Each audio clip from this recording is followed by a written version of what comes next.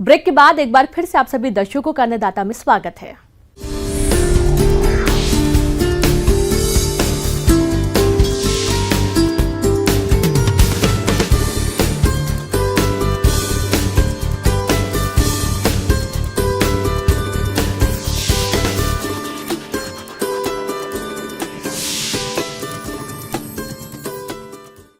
आज जिस तरह से जमीन का उपयोग खेती के लिए हो रहा है और उसमें भी किसानों द्वारा रसायनों का प्रयोग काफी मात्रा में किया जा रहा है, इस दशा में मिट्टी की उर्वरता धीरे धीरे कम होती जा रही है। अगर किसान इस मौसम में हरी खादों को उगाकर खेत में मिला दे तो खेत की मिट्टी में काफी सुधार संभव है। तो इसके लिए किसान किन किन फसलों की खेती करे, इस बारे में बता रहे हैं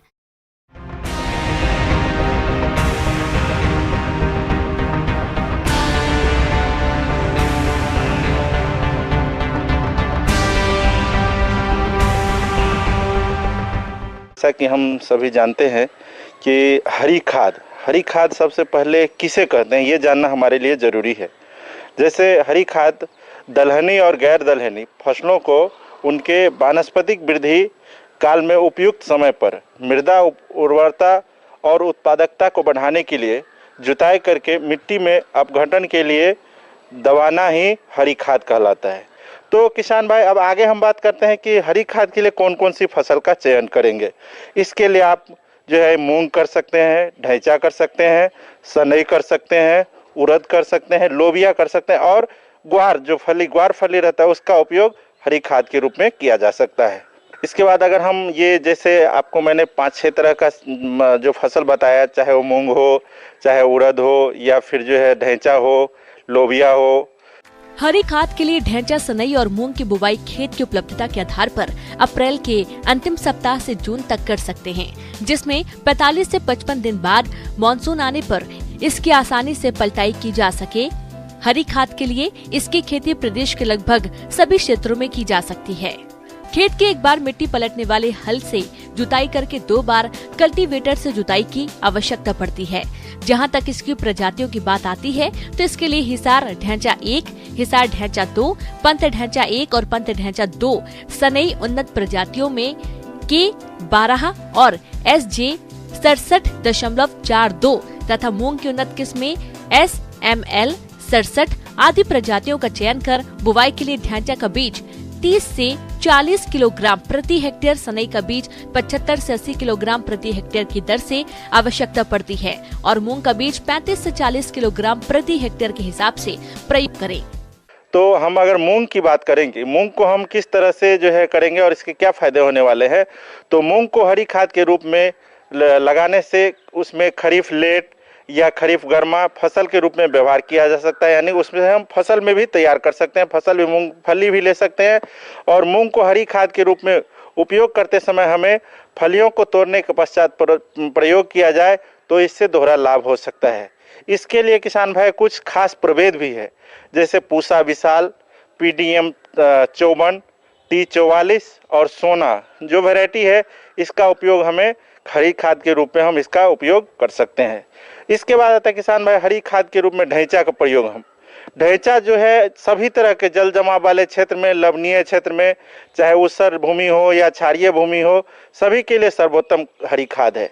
और इसके अलावे अन्य हरी खाद की तुलना में ढैंचा अधिक जो है कार्बनिक अम्ल पैदा करती है, जिसके कारण ऊसर भूमि, लवणीय भूमि और क्षारीय भूमि को सुधार कर उपजाऊ बनाती है। अभी देखा गया है कि अभी जैसे धान का सीजन आने वाले हैं तो धान की फसल में ढैंचा के इस्तेमाल से विटामिन और प्रोटीन्स की मात्रा बढ़ जाती है।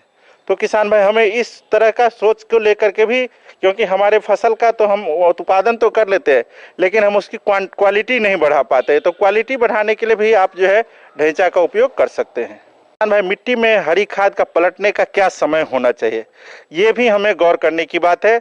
हरी खाद का इस्तेमाल तभी सफल हो पाता है किसान भाई जब हम उसे सही समय पर पलटी करें एवं उसके बाद उस भूमि में लगने वाली फसल की बुआई एवं हरी खाद की पलटाई के बीच का समय पर्याप्त होना चाहिए। मिट्टी में पलटने के बाद किसान भाई उसके अपघटन के लिए पर्याप्त समय देने की जरूरत है। यह समय फसलों के प्रकार एवं उसके सस्य क्रियाओं के अनुसार बदलता रहता है। तो उसके बाद आता है किसान भाई मिट्टी में पलटने की दशा। किस दशा में हम हरी खाद को मिट्टी में पलटें। जैसा कि देखा गया है कि दलहनी फसलों की जड़ों में जब नोड्स बन जाते हैं, ग्रंथि का निर्माण पूर्ण रूप से हो जाता है, वैसी दशा में फसल को पलटकर मिट्टी में मिला देना चाहिए। जहाँ तक पलटाई की बात आती है तो किसान भाइयों, जैसे ही आपके धान की रुपाई का समय आता है उससे लगभग 1 सप्ताह पहले आप पलटाई कर सकते हैं। पलटाई करते समय आपको थोड़ा सा यह ध्यान रखना होगा कि आप हैरो या रोटावेटर से पलटाई करें, जिससे कि पूरी तरह से फसल की जो पत्तियां व टहनियां हैं वह कटकर खेत में मिल जाए। इससे 86 से लगभग 106 किलोग्राम प्रति हेक्टेयर नत्रजन की प्राप्ति होती है, जिससे किसान भाई यूरिया की बचत तो कर ही सकते हैं। इसके साथ ही फसल के हरे भाग से 200 से 250 क्विंटल प्रति हेक्टेयर जीवांश पदार्थ भी प्राप्त होता है। क्या क्या लाभ हो सकते हैं किसान भाई? हरी खाद से बहुत सारे तरह के लाभ हो सकते हैं। मैं मुख्यतः जो बात करता हूं कि मिट्टी की एक तो भौतिक संरचना और रासायनिक संरचना अच्छी हो जाती है। हरी खाद वायुमंडल में उपस्थित नाइट्रोजन को स्थिर करता है। हरी खाद मिट्टी में गहरे जरे विकसित करता है, जिसके खाद वायु में वायु संरचना संचार को अच्छा करता है और यह खरपतवारों को पनपने नहीं देता है। साथ में आपकी जल धारण क्षमता को भी बढ़ाता है, जिससे आप कम पानी में भी आप ज़्यादा दिनों तक नीचे पानी रह सकता है। तो ये जो है हरी खाद के लाभ है किसान भाई। आप हरी खाद का उपयोग कर आप जो है नाइट्रोजन की मात्रा को कम कर सकते हैं। जो आप जो रासायनिक खाद उपयोग करते हैं उसकी मात्रा को आप कम कर सकते हैं। आगे और भी है खेती बाड़ी से जुड़ी बहुत सी रोचक जानकारियां। यहाँ रुकेंगे एक और छोटे से ब्रेक के लिए।